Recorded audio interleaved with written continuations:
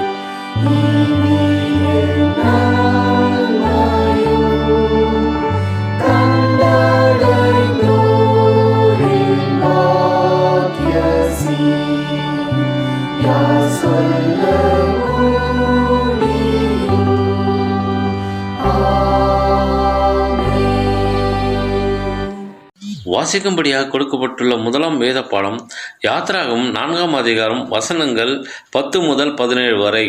யாத்திராகமம் 4ஆம் அதிகாரம் வசனங்கள் 10 முதல் 17 வரை.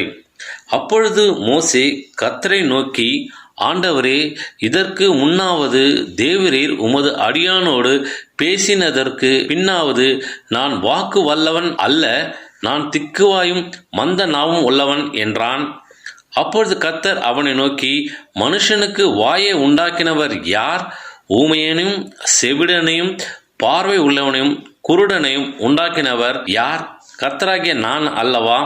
ஆதலால் நீ போ, நான் உன் வாயோடு இருந்து நீ பேச வேண்டியதை உனக்கு போதிப்பேன் என்றார். அதற்கு அவன், ஆண்டவரே, நீ அனுப்ப சித்தமாயிருக்கிற யாரையாகிலும் அனுப்பும் என்றான். அப்பொழுது கர்த்தர் மோசேயின் மேல் கோபம் உண்டவராகி, லேவியனாகிய ஆரோன் உன் சகோதரன் அல்லவா? அவன் நன்றாய் பேசுகிறவன் என்று அறிவேன். அவன் உன்னை சந்திக்க புறப்பட்டு வருகிறான். உன்னை காணும்போது அவன் இருதயம் மகிழும். நீ அவனோடு பேசி அவன் வாயின் வார்த்தைகளை போடு. நான் உன் வாயிலும் அவன் வாயிலும் இருந்து நீங்கள் பேச வேண்டியதை உங்களுக்கு உணர்த்துவேன். அவன் உனக்கு பதிலாக ஜனங்களோடு பேசுவான். இவ்விதமாய் அவன் உனக்கு வாயாக இருப்பான், நீ அவனுக்கு தேவனாய் இருப்பாய். இந்த கோலையும் உன் கையில் பிடித்து கொண்டு போ, இதனால் நீ அடையாளங்களை செய்வாய் என்றார் என்பதே வாசிக்கும்படியாக கொடுக்கப்பட்டுள்ள முதலாம் வேத பாடம் வாசித்து முடிந்தாயிற்று. தேவனுக்கே ஸ்தோத்திரம் உண்டாவதாக. வாசிக்கும்படியாக தெரிந்து கொள்ளப்பட்ட இரண்டாம் வேத பாடம் 2 கொரிந்தியர் 12ஆம் அதிகாரம் வசனங்கள் 1 முதல் 10 முடிய. 2 கொரிந்தியர் 12ஆம் அதிகாரம் வசனங்கள் 1 முதல் 10 முடிய. மேன்மை பாராட்டுகிறது எனக்கு தகுதி அல்லவே, ஆகிலும் கர்த்தர் அருளிய தரிசனங்களையும் வெளிப்படுத்துதலையும் சொல்லுகிறேன். கிறிஸ்துவுக்குள்ளான ஒரு மனுஷனை அறிவேன். அவன் 14 வருஷத்திற்கு முன்னே 3ஆம் வானம் வரைக்கும் எடுக்கப்பட்டான். அவன் சரீரத்தில் இருந்தானோ சரீரத்திற்கு புறம்பே இருந்தானோ அதை அறியேன், தேவன் அறிவார். அந்த மனுஷன் பரதேசிக்குள் எடுக்கப்பட்டு மனுஷர் பேசப்படாததும் வாக்கு கெட்டாததும் ஆகிய வார்த்தைகளை கேட்டான் என்று அறிந்திருக்கிறேன். அவன் சரீரத்தில் இருந்தானோ சரீரத்திற்கு புறம்பே இருந்தானோ அதை அறியேன், தேவன் அறிவார். இப்படிப்பட்டவர்களை குறித்து மேன்மை பாராட்டுவேன். ஆனாலும் என்னை குறித்து என் பலவீனங்களே அன்றி வேறொன்றிலும் மேன்மை பாராட்ட மாட்டேன்.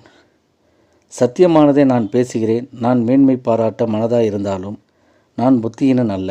ஆனாலும் ஒருவனும் என்னிடத்தில் காண்கிறதற்கும் என்னாலே கேட்கிறதுக்கும் மேலான என்னை எண்ணாதபடிக்கு அப்படி செய்யாதிருப்பேன். அன்றியும் எனக்கு வெளிப்படுத்தப்பட்டவைகளுக்குரிய மேன்மை நிமித்தம் நான் என்னை உயர்த்தாதபடிக்கு என் மாம்சத்திலே ஒரு முள்ளு கொடுக்கப்பட்டிருக்கிறது. என்னை நான் உயர்த்தாதபடிக்கு அது என்னை குட்டும் சாத்தானுடைய தூதனாய் இருக்கிறது.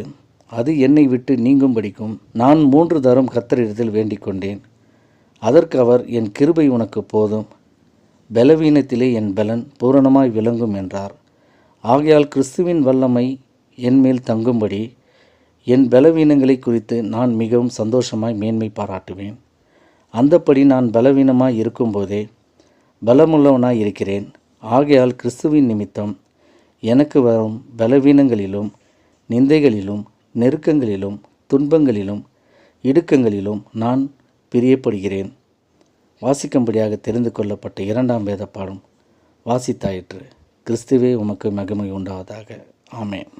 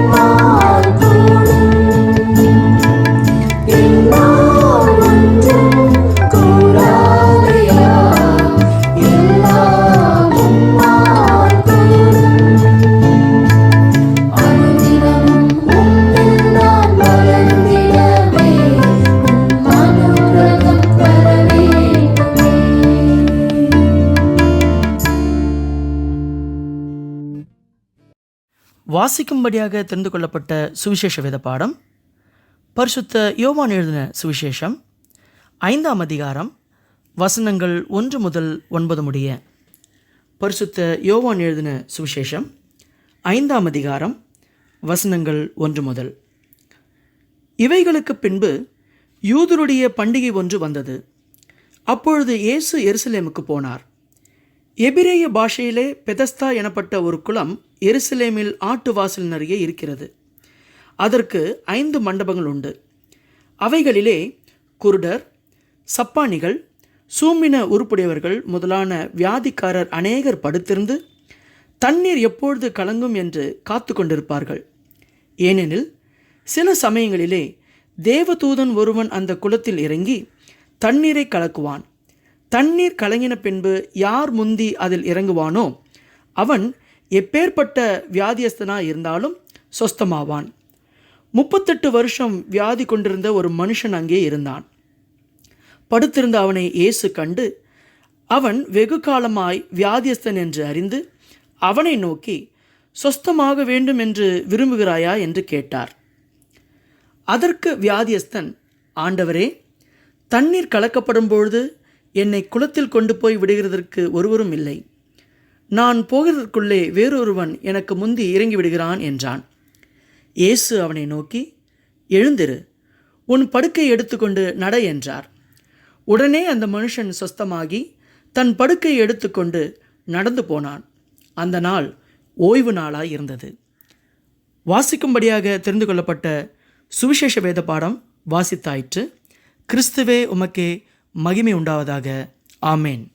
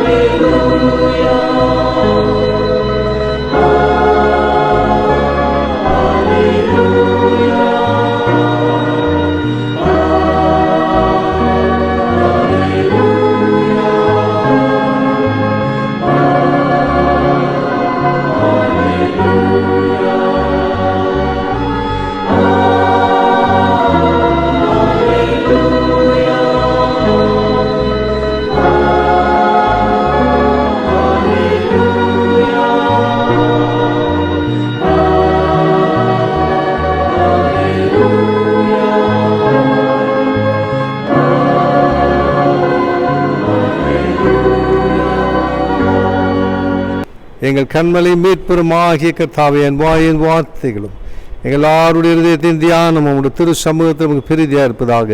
ஆமென்.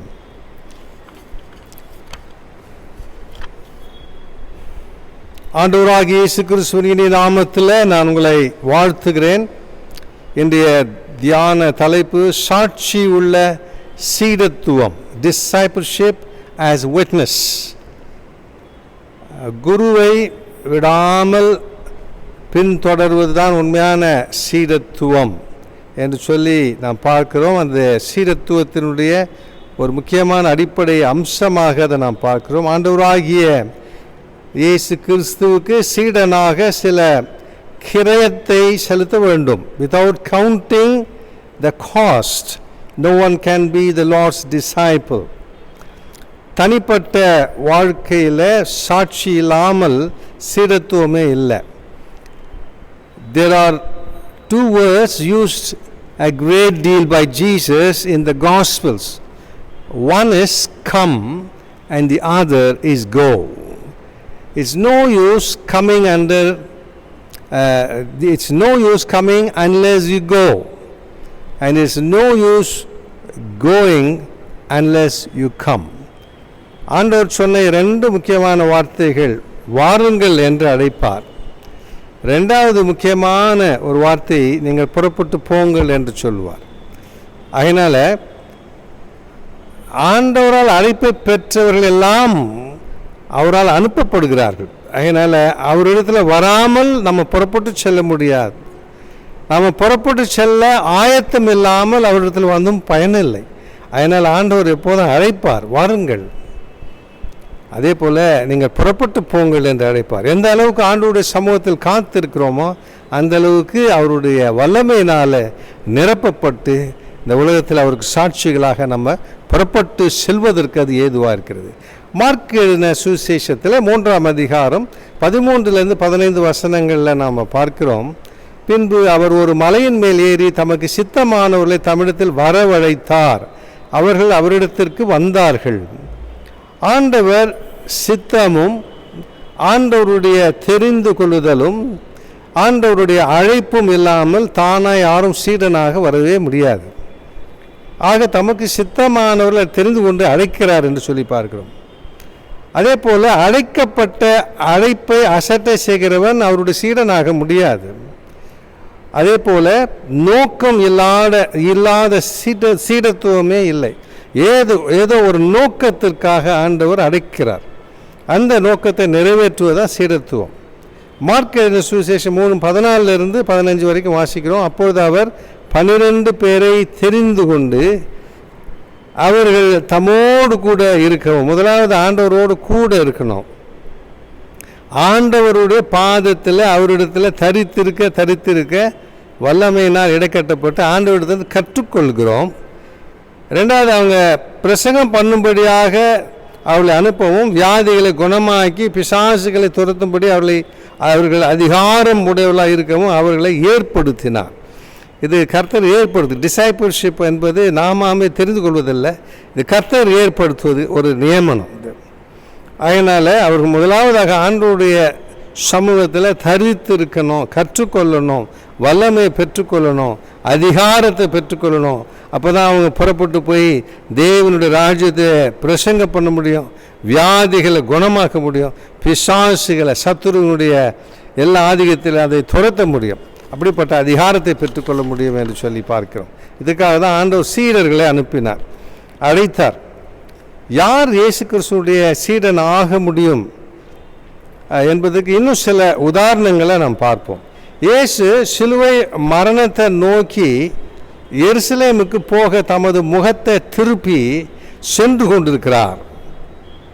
அவர் எருசலேமுக்கு போக நோக்கமாக இருந்தபடினால சமாரியர் அவர் தங்களுடைய கிராமத்தில் ஏற்றுக்கொள்ளவில்லை என்று வேதம் சொல்கிறது. இப்படி புறக்கணிக்கப்பட்டவராக இயேசு பாடுகளுக்கு சிலுவை மரணத்துக்கு தம்மை ஒப்பு கொடுத்து சென்று கொண்டிருக்கிற அந்த பாதையில் நடந்த ஒரு சம்பவத்தை நம்ம லூக்கா 9ஆம் அதிகாரத்தில் 57-62 வரைக்கும் நாம் வாசிக்கிறோம். லூக்கா அது பதிவு செய்கிறார். அவர்கள் வழியிலே போகையில் ஒருவன் அவரை நோக்கி, ஆண்டவரே, நீர் எங்கே போனாலும் உம்மை பின்பற்றி வருவேன் என்றான். தானாகவே வந்தவன் இவன், வாலண்டரி சரண்டர். நீர் எங்கே போனாலும் நான் பின்பற்றி வருவேன் என்றான். அவன் எந்த நோக்கத்துக்காக வந்தான் என்று தெரியாது, ஏதோ ஒரு லாபத்தை நாடி வந்தவனோ என்று தெரியாது. ஆனால் இயேசு சொன்ன வார்த்தைகள், அவர் சிலுவை மரணத்தை நோக்கி போய் கொண்டிருக்கிறார். ஆண்டவர் அவனை பார்த்து சொன்னார், நரிகளுக்கு குழிகளும் ஆகாய்த்து பறவைகளுக்கு கூடுகளும் உண்டு, மனுஷகுமாரனுக்கோ தலை சாய்க்க இடமில்லை என்றார். மனுஷகுமாரன் தலை சாய்க்க கூட இடமில்லாத இடத்தை நோக்கி போய் கொண்டிருக்கிறார் என்று சொன்னபோது அவனை திரும்பி பார்த்தா அவனை காணவில்லை. அவன் வந்ததாகவே அங்கே சொல்லப்படவில்லை. அவன் போய்விட்டான் வேறு வழியாக. வேறொருவனை அவர் நோக்கி, என்னை பின்பற்றி வா என்றார். அதற்கு அவன், ஆண்டவரே, முன்பு நான் போய் என் தகப்பனை அடக்கம் பண்ண எனக்கு உத்தரவு கொடுக்க வேண்டும் என்றான். அதற்கு இயேசு, மரித்தோர் தங்கள் மரித்தோரை அடக்கம் பண்ணட்டும், நீ போய் தேவனுடைய ராஜ்யத்தை குறித்து பிரசங்கி என்றார். It's a question of priority. அதாவது சடங்காச்சாரங்கள் ஆச்சாரங்கள் இது செய்வதற்கல்ல. இன்றைக்கி கணக்கற்ற மக்கள் கடவுளை அறியாமல், ஆண்டவர் அறியாமல் மரித்து கொண்டிருக்கிறாங்க. அவங்களுக்கு போய் கடவுளுடைய ராஜ்யத்தை போதிக்க வேண்டும். That's a need of the hour. அதனால் சடங்காச்சாரங்கள் செய்வதற்கு, சடங்குகள் செய்வதற்கு நேரம் இல்லை. இது சாகிற எத்தனையோ ஆயிரக்கணக்கான கோடிக்கணக்கான மக்கள் மரித்து, ஆண்டவரை இல்லாமல் மரித்து கொண்டு இருக்கிறாங்க. அவங்களெல்லாம் ஆண்டவருடைய ராஜ்யத்துக்கு உட்படுத்த வேண்டும், அதனால் புறப்பட்டு போ என்று ஆண்டவர் சொல்கிறார். பின்பு வேறொருவன் அவரை நோக்கி, ஆண்டவரே உம்மை பின்பற்றுவேன், ஆனாலும் முன்பு நான் போய் வீட்டில் இருக்கிறவரிடத்தில் அனுப்பி வைத்து கொண்டு வரும்படி எனக்கு உத்தரவு கொடுக்க வேண்டும் என்றான். அதற்கு இயேசு, கலப்பையின் மேல் தன் கையை வைத்து பின்னிட்டு பார்க்கிற எவனும் தேவனுடைய ராஜ்யத்துக்கு தகுதி உள்ளவன் அல்ல என்றார். ஒரு வேலைக்காக கலப்பையில் கை வைத்தா எத்தனை ஏக்கர் இருந்தாலும், எவ்வளோ தூரம் இருந்தாலும் அதை உழுது அதை முடிக்கிறவன், அந்த ஒரு நோக்கம், அந்த பயணம் நோக்கம், அந்த ஒரு பாரத்தோடு இருக்கிற ஒரு சீடன் திரும்பி பார்க்கிறவன் அல்ல. அதனால் அனுப்பி வைப்பதற்கு நேரம் அல்ல, நீங்கள் தொடர்ந்து பின்பற்ற வேண்டும் என்று இயேசு சொல்வதை நாம் பார்க்கிறோம். இப்படி சீரத்துவம் என்பதற்கு சில கிரயம் தேவை. Without counting the cost there is no discipleship. 2 ராஜாக்கள் 2ஆம் அதிகாரம் 1-15 வரைக்கும் வாசிக்கேட்டோம். எலியாவின் சீடன் எலிசா தன்னுடைய குருவிடம் அவரை விடாமல் தொடர்ந்து வேண்டிக் கொண்ட வரம் ரெட்டிப்பான வரம் என்று நாம் பார்க்கிறோம். கில்காலிலிருந்து பெத்தேல் மட்டும், பின்பு பெத்தேலிருந்து எரிகோ மட்டும், பின்பு எரிகோவிலிருந்து யோர்தான் மட்டும் அவனை விடாமல் தொடர்கிறான். எலியா அவனை தடை பண்ணுகிறான். கர்த்தர் என ஒரு வேலையை அனுப்புகிறார், இங்கே இரு என்று சொன்னாலும் எலிசா திரும்ப திரும்ப தன்னுடைய எஜமானை பார்த்து சொன்னது, நான் உம்மை விடுகிறதில்லை என்று கர்த்தருடைய ஜீவனையும் உம்முடைய ஜீவனை கொண்டு சொல்லுகிறேன் என்று சொல்லி அவரை விடாமல் பின்தொடர்கிறதை பார்க்கிறோம். It shows his persistence in following the master. So இந்த எலிசாவினுடைய இந்த விடாப்பிடியாக தொடர்கின்ற ஒரு சீடனாக இருந்த, அதனால தான் ரெட்டிப்பான வரத்தை பெற்றான். உம்மிடத்தில் உள்ள ஆவியின் வரம் எனக்கு ரெட்டிப்பாய் கிடைக்கும்படி வேண்டுகிறேன் என்றான். கர்த்தர் அதை அவனுக்கு அனுக்கிரகம் பண்ணினார் என்று சொல்லி நாம் பார்க்கிறோம். இன்றைய நிருப பாடத்தில் தீத்து 2ஆம் அதிகாரம் 1-15 வரை நாம் வாசிக்கிட்டோம். ஆண்டவருடைய சீடனுடைய முன்மாதிரியான சாட்சியின் வாழ்க்கை எப்படி இருக்க வேண்டும் என்பதை பவுல் தீத்துக்கு எழுதுகிறார். தீத்து என்கின்ற இளம் ஊழியனுக்கு பவுல் எழுதுகிறார். 7ஆம் வசனத்தை வாசிக்கிறேன். நீயோ எல்லாவற்றிலும் உன்னை நற்கிரியைகளுக்கு மாதிரியாக காண்பித்து. பவுல் எப்போதும் சொல்வார், நான் கிறிஸ்துவை பின்பற்றுவது போல நீங்கள் என்னை பின்பற்றுங்கள். as I imitate Christ you imitate me என்று சொல்வார். அதுபோல் அவரே முன்மாதிரி. அதே போல தான் தீத்துக்கு எழுதுகிறார், நீயோ எல்லாவற்றிலும் உன்னை நற்கிரைகளுக்கு மாதிரியாக காண்பித்து. சாட்சி என்பது யாரோ ஒருவரை காட்டுவதல்ல. சாட்சி நாம் தான் சாட்சி. அதனால் ஒவ்வொரு விசுவாசியும் சாட்சி. எதிரியானவன் உங்களை குறித்து பொல்லாங்கு சொல்வதற்கு ஒன்றும் இல்லாமல் வெட்கப்படத்தக்கதாக உபதேசத்தில் விகற்பம் இல்லாதவனும் நல் ஒழுக்கம் உள்ளவனும் குற்றம் பிடிக்கப்படாத ஆரோக்கியமான வசனத்தை பேசுகிறவனுமாய் இருப்பாயாக. இதுதான் சீஷத்துவனுடைய ஒரு முக்கியமான அம்சமாக அவர் சொல்கிறார். இப்போ சீடனுடைய சாட்சி எப்படி இருக்க வேண்டுமா? ஒன்று, நற்கிரைகளுக்கு அவன் ஒரு முன்மாதிரியாக இருக்க வேண்டும். You are an example for every good work. இரண்டாவது, உபதேசத்தில் விகற்பம் இல்லாதவனாக இருக்க வேண்டும். எந்த விதமான விகற்பம், without any doctrinal deviations, very strong doctrine. அவன் உபதேசத்தில் விகற்பம் இல்லாதவனாக இருக்க வேண்டும். மூன்றாவதாக, நல் ஒழுக்கமுள்ளவனாக இருக்க வேண்டும் என்று சொல்லுகிறார். நான்காவதாக, குற்றம் பிடிக்கப்படாதவனாக இருக்க வேண்டும். ஐந்தாவதாக, ஆரோக்கியமான வசனத்தை பேசுகிறவனாக இருக்க வேண்டும் என்று இப்படி ஒரு சீடத்துவத்தினுடைய சாட்சியை எப்படி இருக்க வேண்டும் என்பதை பவுல் குறிப்பிடுவதை நாம் பார்க்கிறோம். இன்றைய சுவிசேஷ பாடத்தில் யோவான் 3ஆம் அதிகாரம் 22-30 நாம் வாசிக்கேட்டோம். இந்த சுவிசேஷ பகுதியில் யோவான் ஸ்தானகன் இயேசுவை குறித்து சொன்ன சாட்சியை நாம் பார்க்கிறோம். யோவான் ஒரு சீடன் அல்ல, அவன் ஒரு முன்னோடியாக இருந்தான். இதோ மேசியா வருகிறார் என்று கூப்பிடுகிறவனுடைய சத்தம், வனாந்தரத்தில் கூப்பிடுகிறவருடைய சத்தம் எலியாவின் ஆவி உடையவனாக இருந்தான் என்று சொல்லி பார்க்கிறோம். ஹார்பிஞ்சர் டு த கமிங் கிங், கர்த்தர் வருகிறார் என்று பாதையை ஆயத்தப்படுத்துகிறான். அவன் வார்த்தைகளை சம்மட்டி அடியை போல அடித்து நொறுக்குகின்ற வார்த்தைகள்.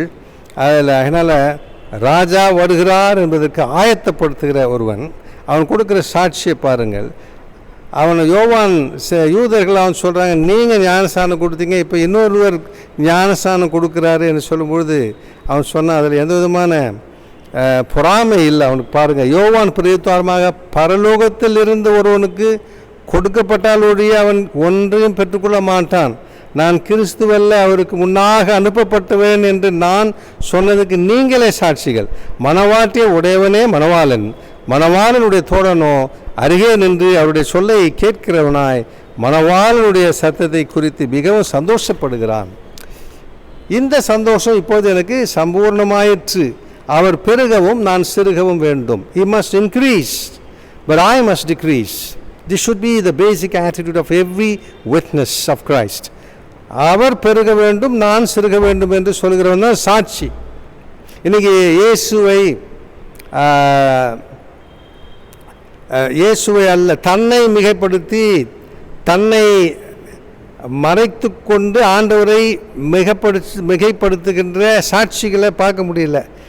ஆண்டவருடைய பெயரை சொல்லி தங்களை வளர்த்து கொள்கிற அநேக போதகர்களை பார்க்கின்றோம். அதாவது ஆண்டவர் பெயரில் வியாபாரம் செய்து தங்களை சுபிட்சத்தையே சுசேஷமாக அறிவித்து தங்களை மிகைப்படுத்தி கொண்டு ஒரு பெரிய தீர்க்கதரிசிகள் என்றெல்லாம் பெயர்களை வைத்து கொண்டு கிறிஸ்து நிமித்தம் வருகிற பாடுகளை மறுதளிக்கிற மக்களை தான் இன்றைக்கி நம்ம நிறையா பார்க்கிறோம். யாராவது அவர் பெருகணும், நான் சிறுக வேண்டும் என்று கர்த்தரை மிகைப்படுத்துகிற சாட்சிகளை கர்த்தர் இன்றைக்கு தேடிக்கொண்டிருக்கிறார். கடைசியாக இயேசு சீடத்துவத்தினுடைய மகத்துவத்தை பற்றி சொன்ன 2 ஓமைகளை நான் சொல்ல விரும்புகிறேன். ரொம்ப முக்கியமானது. One cannot be his disciple without counting the cost. அதாவது சீஷத்துவம் என்பது அதுக்கான கிரயத்தை செலுத்தாத சீடனே கிடையாது சொன்னேன். இயேசுவின் சீடனாக விரும்புகிறவர்கள் அந்த கிரயத்தை செலுத்தணும், அதை எண்ணி பார்க்க வேண்டும். ஏனென்றால் பின்னிட்டு திரும்பி பார்க்க முடியாது. There is no turning back in following Jesus. மத்தேயு 16:24 நாம் வாசிக்கிறோம். அப்போது இயேசு தம்முடைய சீஷர்களை நோக்கி, ஒருவன் என்னை பின்பற்றி வர விரும்பினால் அவன் தன்னைத்தான் வெறுத்து தன் சிலுவை எடுத்துக்கொண்டு என்னை பின்பற்ற கடவன். தன் ஜீவனை ரட்சிக்க விரும்புகிறவன் அதை இழந்து போவான், என் நிமித்தமாக தன் ஜீவனை இழந்து போகிறவன் அதை கண்டடைவான் என்று ஆண்டவர் சொன்னார். லூக்கா எழுதின சுவிசேஷத்தில் 14ஆம் அதிகாரம் 25-35 வசனம் வரைக்கும் நாம் வாசிக்கிறோம். ஒரு முறை நிறைய ஜனங்கள் இயேசுக்கு பின்னாடியே போகிறார்கள். அவங்கள திரும்பி பார்க்கிறார். அவங்களுக்கெல்லாம் ஒரே ஆசை, ஆண்டவரை அப்படியே பின்பற்ற வேண்டும் என்று. ஆனால் ஆண்டவர் ஒரு காரியத்தை சொன்னார், you count the cost then you follow me. பின்பு அநேக ஜனங்கள் அவரோடு கூட பிரயாணமாய் போகையில் அவர்களிடமாய் அவர் திரும்பி பார்த்து, யாதொருவன் என்னிடத்தில் வந்து தன் தகப்பனையும் தாயையும் மனைவியும் பிள்ளைகளையும் சகோதரரையும் சகோதரிகளையும் தன் ஜீவனையும் வெறுக்காவிட்டால் எனக்கு சீஷனாக இருக்க மாட்டான். தன் சிலுவையை சுமந்து கொண்டு எனக்கு பின் செல்லாதவன் எனக்கு சீஷனாக இருக்க மாட்டான் என்பதை ரொம்ப திட்டமாக தெளிவாய் ஆணித்தரமாக இயேசு சொல்லுகிறத பார்க்கிறோம். இயேசுவை சரீர பிரகாரமாக நிறைய பேர் பின்பற்றி கொண்டே வந்தார்கள், அவரோடு கூட நடந்தாங்க. அவர் எங்கெல்லாம் எங்கெல்லாம் பேசினாரோ அங்கே அவங்க இருந்தாங்க, எங்கெல்லாம் அற்புதம் செய்தாரோ அங்கெல்லாம் அவங்க இருந்தாங்க. அது சீஷத்துவமாகாது, அதுக்கான கிரயத்தை செலுத்துகிறது தான் சீஷத்துவம், உண்மையான சீஷத்துவம் என்று ஆண்டவர் சொன்னார். தன் சிலுவையை சுமந்து கொண்டு எனக்கு பின் செல்லாதவன் எனக்கு சீஷனாக இருக்க மாட்டான் என்பதை ஆண்டவர் சொன்னார். 2 ஓமைகளையும் அதற்கு காரணமாக சொல்லுகிறார். உங்களில் ஒருவன் ஒரு கோபுரத்தை கட்ட மனதாக இருந்து அஸ்திபாரம் போட்ட பின்பு முடிக்க திராணி இல்லாமல் போனால் பார்க்கிறவர்கள் எல்லாரும், இந்த மனுஷன் கட்ட தொடங்கி முடிக்க திராணி இல்லாமல் போனான் என்று சொல்லி தன்னை பரியாசம் பண்ணாதபடிக்கு அதை கட்டி தீர்க்கிறதுக்கு தனக்கு நிர்வாகம் உண்டோ இல்லையோ என்று முன்பு அவன் உட்கார்ந்து செல்லும் செலவை கணக்கு பாராமல் இருப்பானோ. அன்றையும் ஒரு ராஜா மற்றொரு ராஜாவோடு யுத்தம் செய்ய போகிற போது தன்மேல் 20,000 சேவகரோடு வருகிற அவனை தன் 10,000 சேவகரை கொண்டு எதிர்க்க கூடுமோ கூடாதோ என்று முன்பு உட்கார்ந்து ஆலோசனை பண்ணாமல் இருப்பானோ? கூடாது என்று கண்டால் மற்றவர்கள் இன்னும் தூரத்தில் இருக்கும்போதே ஸ்தானாதிபதிகளை அனுப்பி சமாதானத்துக்கானவர்களை கேட்டுக்கொள்வானே. அப்படியே உங்களில் எவனாயிலும் தனக்கு உண்டானவர்களை எல்லாம் வெறுக்காவிட்டால் அவன் எனக்கு சீஷனாக இருக்க மாட்டான் என்று ஆண்டவர் சொன்னார். அதாவது இது இயேசுவின் சீஷனாவது ஏதோ ஒரு பெரிய ஒரு கோபுரத்தை கட்டுவது போல, அதுக்கான கிரயம் என்ன என்பதை அவன் உட்கார்ந்து பார்க்க வேண்டும், அல்லது வந்து ஒரு போருக்கு செல்வது போல. ஆக அவன் அதுக்கான வலிமை இருக்கிறதா என்று பார்க்க வேண்டும். அது இல்லாமல் அதையெல்லாம் கணிக்காமல் ஆண்டவரை பின்பற்ற முடியாது. அதனால தான் எல்லாவற்றையும் வெறுத்து முழுமையாய் ஆண்டவருக்கு தன்னை கிடைத்து விடுகிறவன், ஆண்டவரை சார்ந்து வாழ்கிறவன் தான் ஆண்டவருக்கு சாட்சியாக இருக்க முடியும். அதுக்காக தான் இந்த உதாரணம் சொல்கிறார். உப்பு நல்லது தான், உப்பு சாரமற்று போனால் அது எதுக்கு அது சாரமாக்கப்படும்? எதனால் சாரமாக்கப்படும்? அது நிலத்துக்காய்களும் எருக்காய்களும் உதவாது, வெளியே கொட்டி போடுவார்கள். கேட்கிறதுக்கு காது உள்ளவன் கேட்கடவன் சொல்கிறார். அதனால் discipleship involves estimation or it will be a mockery. பரிகாசம் பண்ணுவதில்லை. கடவுளுடைய ராஜ்யம் அது ஆண்டவரை பின்பற்றுவது, அது வந்து அதை குறித்து தானே எண்ணம் உடையது, எண்ணி பார்க்க வேண்டும் அதனுடைய கிரயத்தை. It is like building a tower. Discipleship is a warfare. It involves weighing the strength of the enemy in order to fight. எதிர்த்து நிற்க முடியுமா, ஜெயிக்க முடியுமா என்று கணிக்கிறவன், அது கணிக்க வேண்டும். அதுதான் உண்மையான சீஷத்துவம். It is to be uncompromising like light and salt. Uncompromising with the darkness of this world like a light. ஒரு வெளிச்சத்தை போல, இருளோட வெளிச்சத்துக்கு எந்த விதமான சம்பந்தம் இல்லை. It never negotiates. அதோடு compromise. It will never compromise with the darkness. அதுபோல ஒரு சீஷனானவன் இந்த உலகத்தோடு ஒரு நாளும் ஒப்புரவாகவே முடியாது. அவன் தான் சீஷன். அதே போல் உப்பு ஆனது அதுக்கு சாரம் இருக்கிற வரைக்கும் தன்னை சார்ந்திருக்க எதையும் கெட்டு போக விடாது. It will never negotiate with this. It will never compromise with the corruption of this world. அதுபோல தான் ஒரு சீஷன் என்பவன் இந்த உலகத்தினுடைய பொல்லாப்பில் அவன் சிக்கிக்கொள்ள முடியாது. அவன் தான் சீடன் என்று சொல்கிறார். தன்னுடைய சிலுவை எடுத்துக்கொண்டு அனுதினமும் ஆண்டவரை பின்பற்றி வருகிறவன் என்று ஆண்டவர் சொல்கிறார். கடைசியாக நான் ஒரு உதாரணத்தை சொல்லி முடிக்கிறேன். தூய அகஸ்டின் என்கின்ற ஒரு பெரிய பரிசுத்தவான பற்றி வாசித்தோம். அவருடைய முந்தைய வாழ்க்கையில் ஆண்டவர் அழைப்பை பெறுவதற்கு முன்னதாக அவர் ஒரு பெரிய தத்துவ சாஸ்திரியாக இருந்தார், ஒரு படித்த பண்டிதராக இருந்தார். அவர் வந்து பேச்சு நல்ல சிந்தனையாளராக இருந்தார், திறமையான பேச்சை சொல்லிக் கொடுக்கிறவர். அவர் ஒரு ப்ரொஃபஸராக இருந்தார். மிலன் என்கின்ற ஒரு இடத்துல ரோமாபுரியில் இப்படி பல அந்தஸ்து உடையவராக இருந்தார். ஆனாலும் பல இச்சைகளால் இழுக்கப்பட்டு வாழ்க்கையினுடைய அடிப்படை கேள்விகளுடன் பல தத்துவ சாஸ்திரங்களை கற்று அவைகள் ஒரு நாளும் வாழ்வில் நிறைவாழ்வை பெற முடியாது, அது ஒரு நாளும் நிறைவாழ்வை தராது என்பதை உணர்ந்து அதெல்லாம் தூக்கி எறிந்து நம்பிக்கையற்ற ஒரு வாலிபனாக அவர் அலைந்து கொண்டிருந்தார். He lived in utter dissolution. இந்த உலகத்தில் நம்பிக்கையற்ற ஒரு வாலிபனாக அலைந்து கொண்டு, ஞானம் இருக்கிறது, அறிவு இருக்கிறது, திறன் இருக்கிறது, பேச்சு திறன், ஆனால் உலகத்தில் அர்த்தமே, வாழ்க்கையின் அர்த்தத்தை இழந்து, நோக்கம் இழந்து சுற்றி திரிந்திருக்கும் பொழுது அந்த மிலான் நகரத்தில் ஆம்ப்ரோஸ் என்கின்ற ஒரு பேராயருடைய அவருடைய பேச்சை கேட்க வேண்டும் என்று போனார். அவர் ஒரு பெரிய படிப்பாளர் ஆம்ப்ரோஸ்.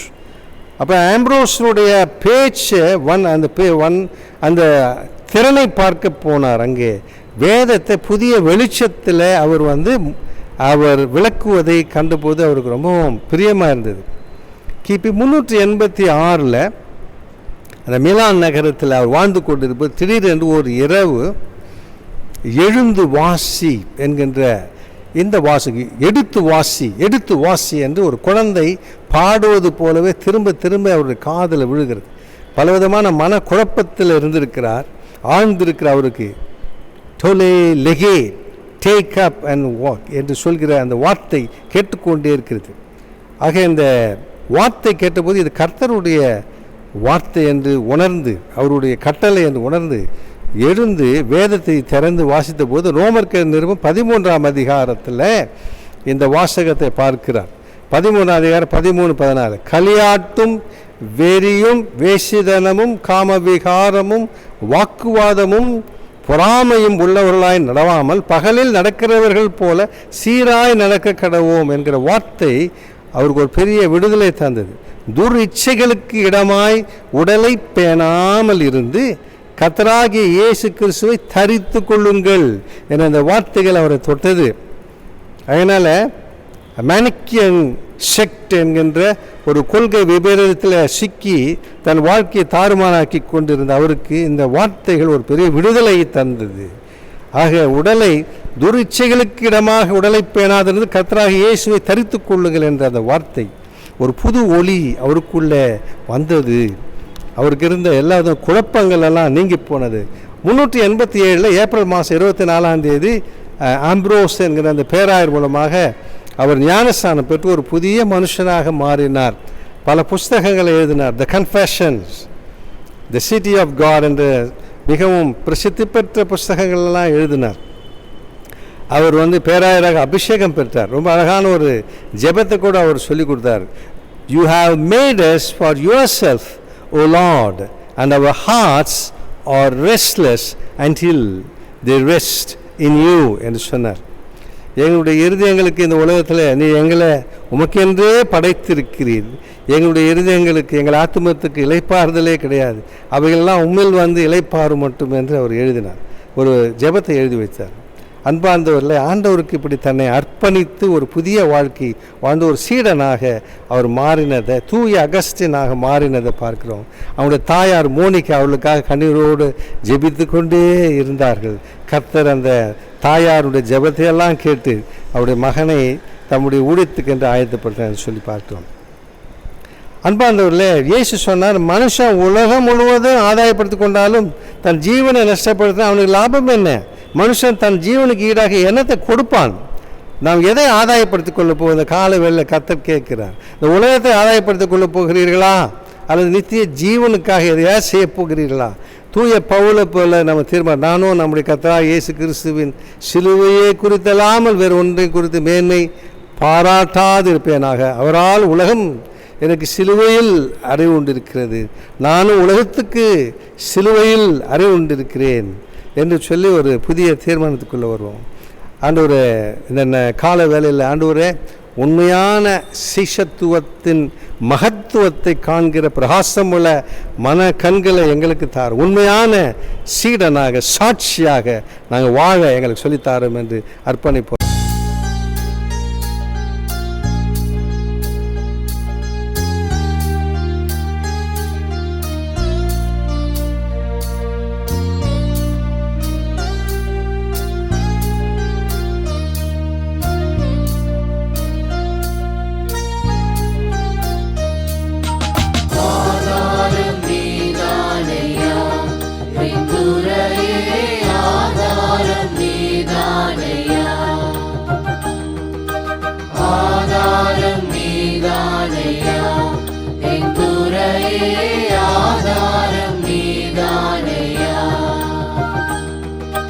சூதாமுலகில் நான் தீரால் மயங்கையில், சூதாமுலகில் நான் தீரால் மயங்கையில், ஆதாரம் நீதானையா என் துறையே, ஆதாரம் நீதானையா, ஆதாரம் நீதானையா என் துறையே, ஆதாரம் நீதானையா. மாதா பிதாவினை தீராய் மதிக்கையில், மாதா பிதாவினை தீராய் மதிக்கையில், மற்றோர்க்கு பற்றேதையா எளியன் மேல், மற்றோர்க்கு பற்றேதையா எளியனுக்கு, ஆதாரம் நீதான் துறையே ஆதாரம் நீதானையா.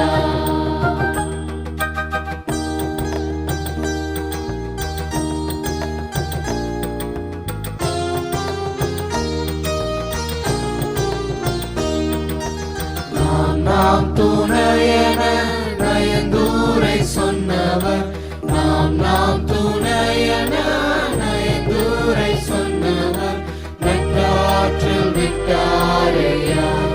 தனியனை நட்டாற்றில் விட்டாரையா. தனியனுக்கு ஆதாரம் நீதானையா. இந்துரையே ஆதாரம் நீதானையா.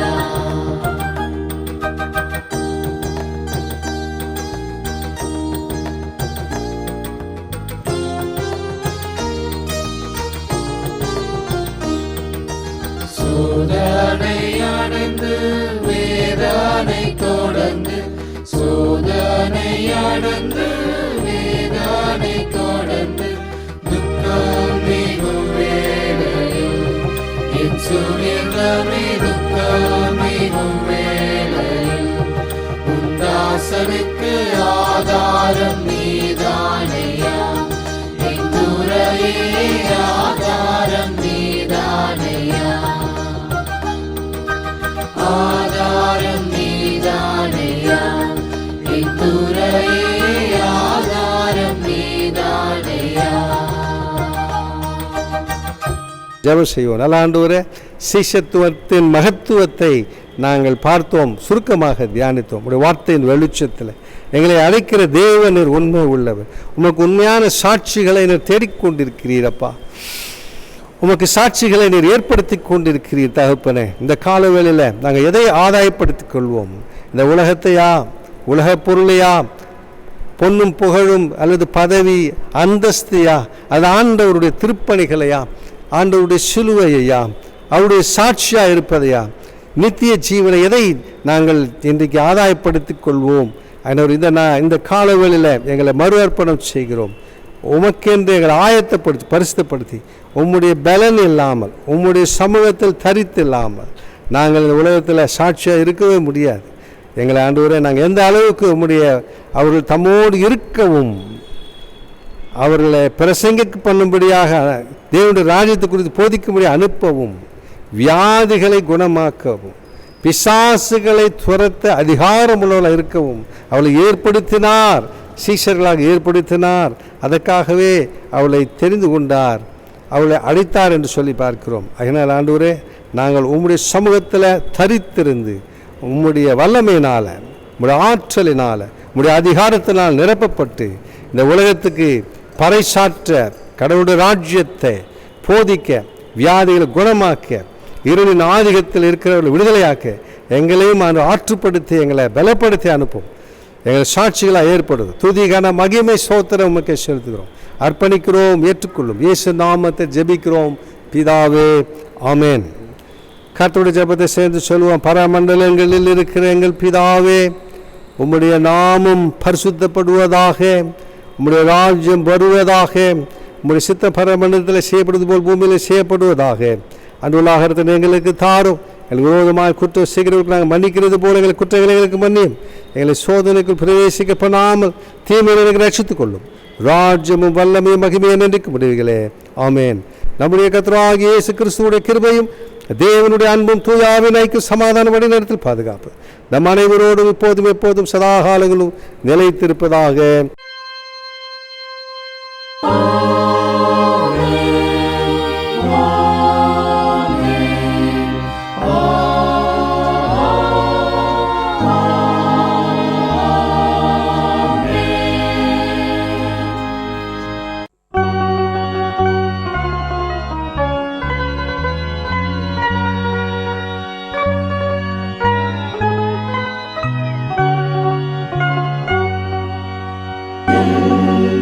Jesus.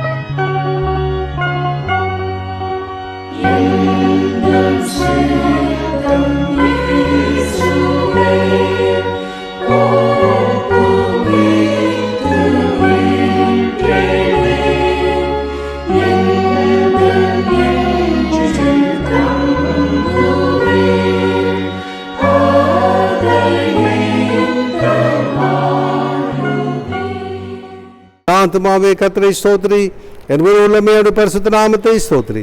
என் ஆத்மாவே கர்த்தரை ஸ்தோத்திரி, கர்த்தர் செய்த சகல உபகாரங்களையும் மறவாதே. ஆமென்.